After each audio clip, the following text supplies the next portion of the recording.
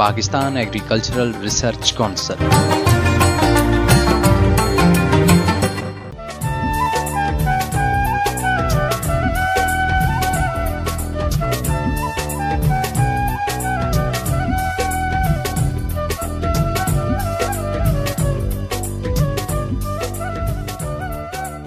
بسم اللہ الرحمن الرحیم. السلام علیکم معزز سامعین. پاکستان ایگریکلچرل ریسرچ کونسل اسلام آباد اسٹوڈیو سے میں ہوں آپ کا میزبان مسعود ملی. تمام سننے والوں سے مخاطب. امید کرتا ہوں کہ آپ سب سننے والے بھی بالکل ٹھیک ٹھاک ہوں گے. ریشم کے کیڑے پالنا، اس حوالے سے یہ ہماری سیریل چل رہی ہے اور ہم نے آج کے پروگرام کا جو موضوع رکھا ہے وہ ہے شہتوتی ریشم کے کیڑوں کی پرورش. اس سلسلے میں گفتگو کے لیے ہمارے ساتھ موجود ہیں جناب ڈاکٹر اشرف صاحبزادہ، ڈائریکٹر TTI. السلام علیکم سر، اور پروگرام میں خوش آمدید. وعلیکم السلام ملی صاحب، کیا حال ہے؟ الحمدللہ سر، آپ کی دعائیں ساتھ دے رہی ہیں، بالکل ٹھیک ٹھاک. اور پروگرام میں آپ کو خوش آمدید کہتے ہیں. اور شکریہ. پروگرام کے آغاز میں سر ہم اپنے سننے والوں کو سنواتے ہیں اپنا ہیلپ لائن نمبر کا پرومو. تایا جی، آج شمس آ رہے ہیں اور آپ اتنے اداس. بیٹا اداس کیوں نہ ہوں، فصل بھی کچھ اچھی نہیں ہوئی، مویشی بیمار رہنے لگے ہیں. سبزیاں لگانے کا سوچ رہا ہوں مگر پچھلے سال کی طرح سارے کا خوف ہے. ارے کون ہے؟ ارے میں ہوں شمس.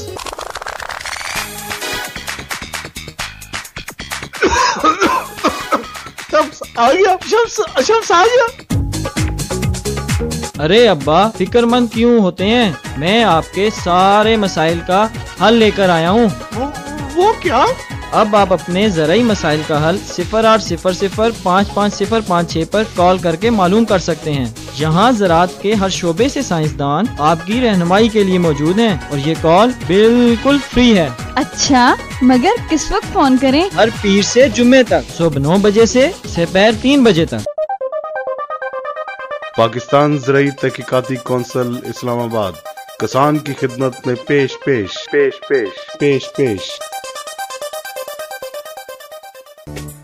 جی، ہمارا ہیلپ لائن نمبر کا پرومو آپ نے سنا.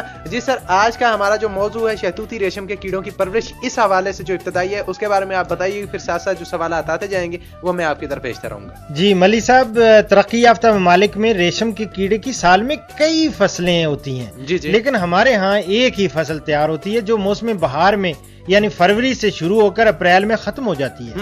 لہذا تقریباً 6-7 ہفتوں میں شہتوت کے پتوں کا بندوبست کر کے قلیل عرصہ میں معقول آمدنی حاصل کی جا سکتی ہے. اچھا سر، شہتوتی ریشم کے کیڑوں کی پرورش کے حوالے سے جگہ کا انتخاب ہے جو اس بارے میں آپ کن کن تجاویز کو اپنانے کا مشورہ دیں گے؟ ملی صاحب، ریشم کے کیڑوں کی بہتر پیداوار کے لیے مکان یا کمرہ کے اندر ہی کھلی جگہ مہیا کرنی ضروری ہے. ٹھیک ہے، تاکہ بیماری کے حملہ کا امکان کم ہو. بالکل. 1 اونس کیڑوں کے پالنے کے لیے پہلی کریز کے دوران 1 مربع میٹر جگہ یعنی 1 مربع میٹر جگہ، دوسری کریز تک 3 مربع میٹر اور تیسری کریز تک 6 مربع میٹر اور چوتھی کریز تک 9 مربع میٹر اور 5ویں کریز تک 15 مربع میٹر درکار ہوتی ہے. بالکل ٹھیک ہے. اور کیڑوں کو ناکافی یا تنگ جگہ میں پالنے سے بیماری کا امکان بڑھ جاتا ہے. صحیح. اور ان کے خوراک کے کھانے اور ہضم کرنے میں بد نظمی پیدا ہو جاتی ہے، جس کی وجہ سے کوئی کمزور ہونے کے ساتھ ساتھ موزوں شکل کے نہیں بنتے. ٹھیک ہے. اور اس کے علاوہ ہم نے دیکھا کہ صاف ہوا کے علاوہ موزوں درجہ حرارت اور ہوا میں مناسب نمی بھی ضروری ہے. ٹھیک ہے. جو الگ ترتیب میں بتاؤں، پہلی اور دوسری حالت میں 27 یا 28 درجہ سینٹی گریڈ اور 80% نمی ہونی چاہیے. اسی طرح تیسری سے چوتھی حالت میں 26 سے 27 ڈگری سینٹی گریڈ اور 75 یعنی 75% نمی، اور 5ویں حالت میں 25 سے 26 ڈگری سینٹی گریڈ درجہ حرارت اور 70% یعنی 70% نمی ہونی چاہیے. ٹھیک ہے. عام طور پر یہ خیال کیا جاتا ہے کہ کمرہ کا درجہ حرارت 25 یا 26 سینٹی گریڈ اور نمی 70 سے 80% ہونی چاہیے.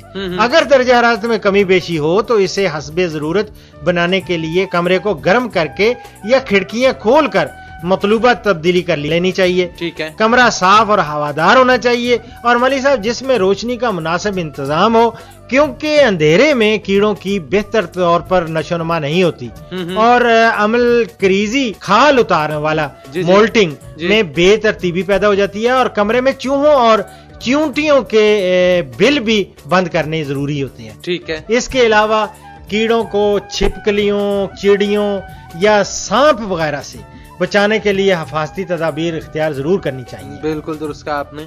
इसके अलावा मलिक साहब, रेशम के कीड़ों की अफजाइश के लिए मुनासिब है कि मकान का जेर इस्तेमाल कमरा है और सामान जैसे चटाइयाँ, चिक्के और बांस और मचान वगैरह बनाने का सामान खुश्क घास, गंदम या जौ के नालवे सब का जरासीम से पाक होना बहुत जरूरी है। बिल्कुल ठीक है। और इसके लिए कमरा में गंधक जलाकर हम लोग 24 घंटे बंद रखते हैं या फार्मेलिन के 3% या 3% महलूल का छिड़काव बहुत ही फायदेमंद साबित हुआ है। बिल्कुल ठीक है। और ये भी हमने देखा है कि कीड़े पालने के मकाम जो है उसकी मौजूनियत का इन्हिसार शहतूत के पत्तों की दस्तयाबी पर होता है। ठीक है। आम तौर पर रेशम के कीड़े पालने के 3 तरीके मुरव्वज हैं। जी जी, वो कौन कौन से हैं सर? वो अव्वल ये रैक नुमा शेल्फ में और दोम लकड़ी के फ्रेम पर शहतूत की टहनियों पर और सोएम जमीन पर कीड़े पाले जाते हैं। अच्छा। और शेल्फ वाले तरीका में अफजाइशी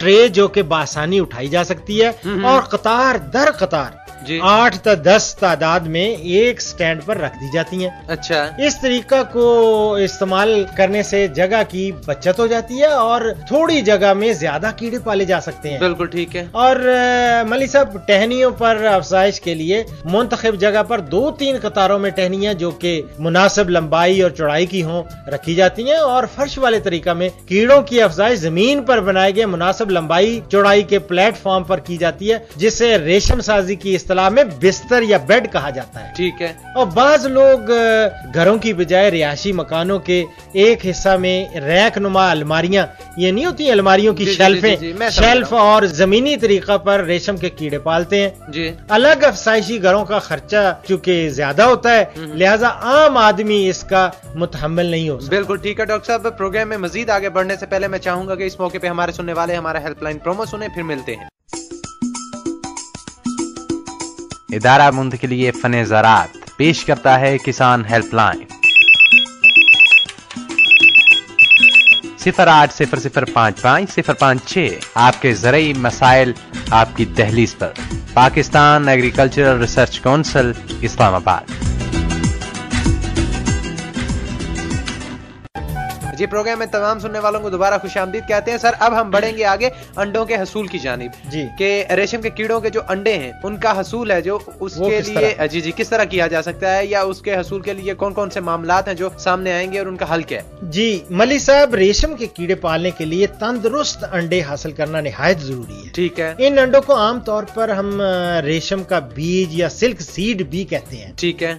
और साइंटिफिक तरीके से हासिल किए हुए तंदुरुस्त अंडे सरकारी शोबा सेरिकल्चर से राब्ता करने पर आसानी से मिल जाते हैं। ठीक है। और हमने देखा फराहमी तुखम का काम महकमा जंगलात का जो शोबा है ना सेरिकल्चर या रेशम साजी यही करता है। सही। और बीज के हसूल के लिए माह दिसंबर में अपने इलाके में मुतय्यन सेरिकल्चर सुपरवाइजर की वसात से दरखास्त देनी चाहिए ताकि वक्त पर सही बीज मिल जाए। अमूमन फरवरी के वस्त में अंडे तकसीम किए जाते हैं और अंडे हासिल करने के बाद उन्हें गैर मामूली गर्मी या सर्दी दोनों से बचाना भी निहायत जरूरी है ताकि वो जाया ना हो जाए। तंदुरुस्त बीज अच्छी पैदावार का ज़ामन होता है, याद रखें। ये याद रखें, तंदुरुस्त बीज हमेशा जो है वो अच्छी पैदावार का ज़ामन होता है और परवरिश के दौरान बीमारी का खदशा भी नहीं रहता। ठीक है। 1 औंस हमने देखा है, 1 औंस तुख्म अब रेशम में तकरीबन 35,000 अंडे होते हैं। वाह। 1 औंस में 35,000 एग्स। और मैदानी इलाकों में वस्त फरवरी में लार्वे निकलवा लेने चाहिए। और लेकिन एक याद रखें, दामने कोह में के इलाकों में ये काम मार्च के पहले हफ्ते में शुरू करना चाहिए क्योंकि सर्दी फरवरी में ज्यादा होती है दामने कोह में। बिल्कुल ठीक है सर। ये तो अंडों के हसूल के हवाले से आपने हमारे सुनने वालों को आगाही दी। अंडों से लार्वे निकलना, या इसे क्या कहेंगे, अंडों की हिजानत इनको कहते हैं उर्दू में। उर्दू जरा थकील बन गई। जी जी जी। अंग्रेजी में इसको इनक्यूबेशन कहते हैं। जी जी जी। जैसे अंडों से बच्चे, रेशम के जो कीड़े होते हैं जी, उनके अंडों से लार्वे निकालने का अमल सादा और आसान है। مگر اس کے لیے کئی مختلف طریقے اختیار کیے جا سکتے ہیں.